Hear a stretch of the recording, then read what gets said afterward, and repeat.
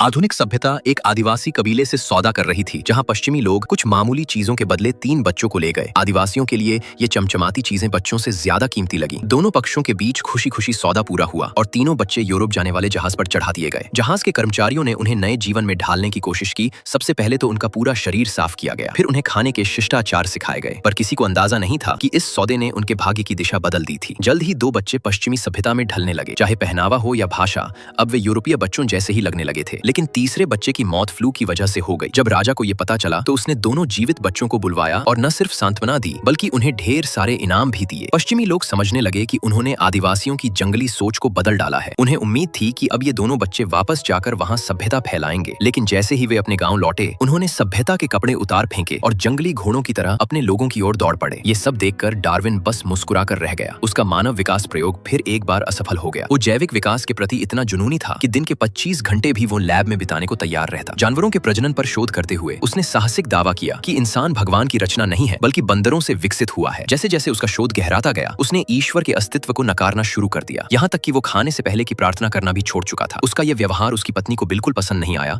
मगर डार्विन अपने विश्वास पर अडिग रहा और अकेले ही कठिन शोध में जुटा रहा। लेकिन जैसे ही वो अपने शोध के नतीजों के करीब पहुंचा, उसकी बेटी की अचानक मौत ने उसे तोड़कर रख दिया। उसने सोचा कि शायद ये सब भगवान को नाराज करने की सजा है। वो खुद को दोषी मानने लगा और गहरे पछतावे में डूब गया। उसकी पत्नी भी बेटी के दुख से टूट चुकी थी, लेकिन फिर भी उसने डार्विन को सहारा दिया। साथ ही वैज्ञानिक दोस्तों ने भी उसे उम्मीद बंधाई। इन सब के सहयोग और समझदारी से डार्विन दोबारा अपने काम में जुट गया और अंततः उसकी मेहनत रंग लाई। 1859 में उसने ओरिजिन ऑफ स्पीशीज